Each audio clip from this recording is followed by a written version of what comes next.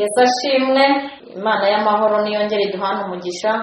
Ndabasuhuje cyane mwebwe abakurikirana ibihe byiza TV ndetse n'urubuga wa eshatu akadomo ibihe byiza akadomo.com. Amazina yanjye ni Nzamwitakuze Josiane.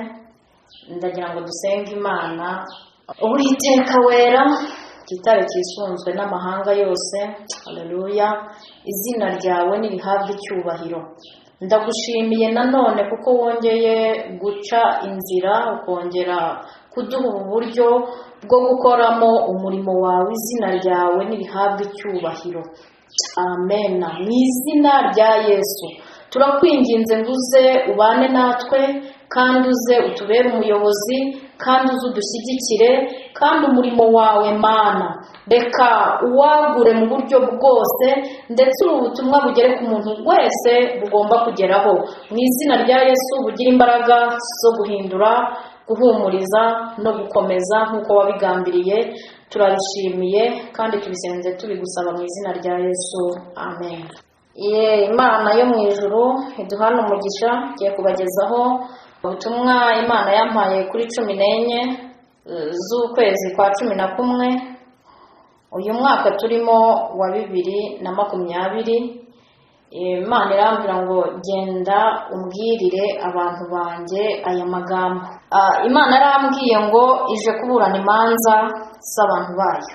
Ubutumwa ntago nabuhawe ndyamye, oya, ahubwo nari ndi gusenga nko mu masaa moya z'ijoro. Numvise ngize ibihe byiza, numva mfashwe n'umwuka wo gusenga.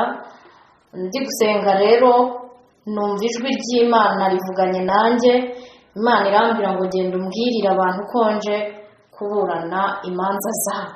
Iyo Imana ivuze abantu bayo, ibivuze nyine abantu bamaze kwemera Yesu nk'umukiza, kandi bagahinduka n'inzira zabo, bakava mu nzira z'umwijima bakajya mu nzira z'umucyo. Imana iduhane umugisha. Reka rero dusomere ijambo ry'Imana, kuko niho ubu butumwa bubumbiye. Nitumara kurisoma dukomeze mbabwira icyo Imana yabantumyeho. Turabusanga muri iri jambo, bubumbiye muri iri jambo muri Yesaya 51:7 tugeze kwa 23.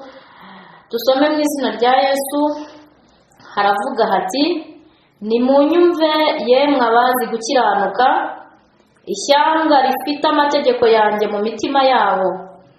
Ntimugatinye gutukwa n'abantu, kandi ntimugahagarikwe imitima n'ibitutsi byabo, kuko inyenzi zizabarya nk'uko zirya imyambaro, n'umurando uzabarya nk'uko urya ubwoya bw'intama.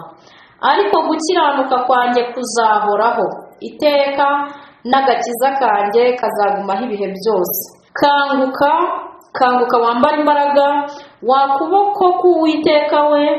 Kanguka nko mu minsi ya kera, nko mu ngoma z'ibihe byashize. Si wowe se watemaguye Rahabu ugasogota cya kiyoka?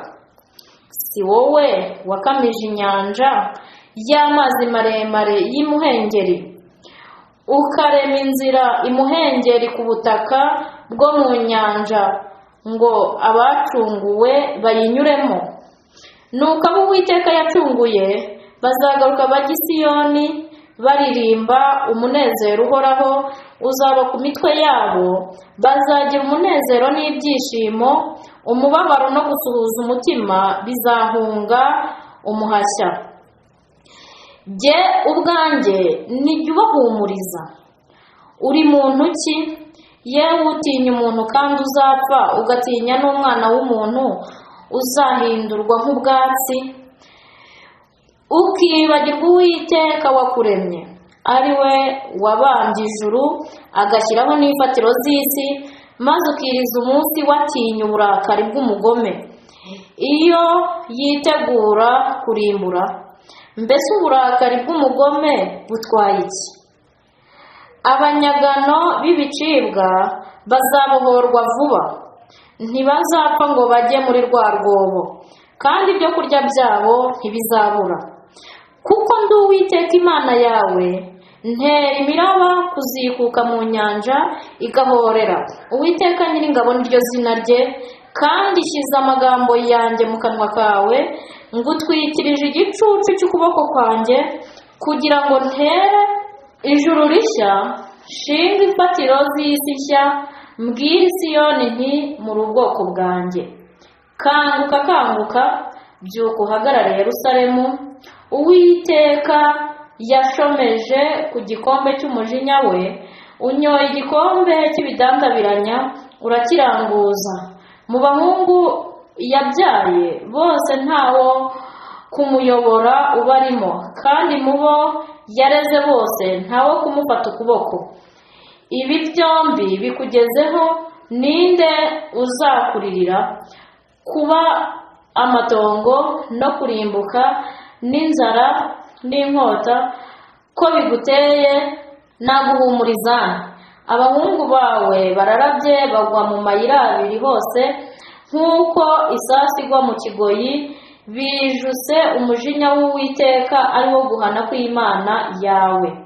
Nuko rero noneho umva ibi, yewe urengana ugasinda utanyoye vino, umva iby'Uwiteka umwami wawe kandi Imana yawe iburana urubanza rw'abantu bayo iti: dore nkwatse igikombe cy'ibidandabiranya, ari cyo gikombe cy'umujinya wanjye wari ufite mu ntoki, ntuzongera kukinyweraho ukundi. Ngishyize mu biganza by'abakurenganyaga, bakakubwira bati rambarara tukugende hejuru, nawe ugatega umugongo wawe nk'ubutaka cyangwa nk'inzira y'abagenzi. Imana ishimwe kandi Imana ihabwa icyubahiro. Mu by'ukuri rero ubu butumwa Imana yampaye ikimara kunsanga ndi mu gusenga, ijwi ryarimwe ngo ningende mbwire abantu bayo ngo iraje kandi irihuse kuburana urubanza rw'abantu bayo. Imana yarambwiye ngo mbwire aba bantu b'Imana bamaze kuva mu byaha, bakozi bayo, mbabwire ngo mwe gutinya, be gukurwa umutima n'ibitutsi abantu bari kubatuka, kuko Imana yambishuriye uburyo abantu b'Imana bari kurenganywa, bari guhura n'inzitane yo gushinyagurirwa, gutukwa kandi bazira ijambo ry'Imana, bari guhura n'akarengane ko mu buryo butandukanye kandi bazira ijambo ry'Imana. Imana rero yarambwiye ngo nze mbwire abantu ngo Imana igiye kubaburanira izo manza ngo kandi iraje byihuse. Hari indi mesaje rero Imana yampaye ngo mbwire aba bantu ko ari igihe cyo kwambara imbaraga n'igihe cyo kongera ibihe byo gusenga. Imana yambwiye ngo nimwambare imbaraga, mukanguke mwongere mwambare imbaraga, kuko ibafitiye akazi karenze ko mwakoze bwa mbere. Imana yambwiye ngo ibafitiye akazi gatandukanye n'ako yabakoresheje, ngo niyo mpamvu ikeneye ko mwambara imbaraga. Abantu b'Imana bakambara imbaraga, bakongera ibihe byo gusenga, bakambara imbaraga zo gukora umurimo, kuko ngo ibafitiye akazi.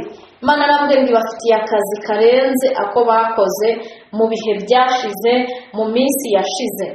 Irambwira rero ngo umbwirire abantu banjye ngo be gutinya abantu, be gutinya ababakangisha, kuko ngo hari akarengane cyangwa se hari ibitutsi n'amagambo yageze mu matwi y'Imana, bari gutuka n'urucantege ruri kugera ku bantu b'Imana.